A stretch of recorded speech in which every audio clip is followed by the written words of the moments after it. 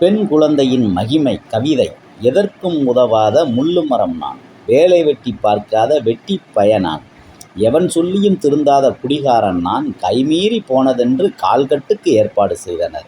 வந்தவளோ குத்துவிளக்கு, விவரம் தெரியாத ஒருத்தி விளக்கேற்ற வீடு வந்தாள்.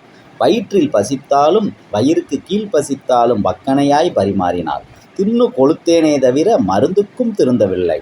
வக்கணையாய் பரிமாறியவள் வயிற்றில் 2 மாதம். மசக்கே என்று சொல்லி மணிக்கொரு முறை வாந்தி. என் வயிறும் காய்ந்தது. காலங்கள் சென்றன. தர்மாஸ்பத்திரியில் உள்ளதாக தகவல் வந்தது. 2 நாள் கழித்து கடமைக்கு எட்டிப் பார்த்தேன். எனது அன்புக்குரிய ஒரு பொட்டப்புள்ள.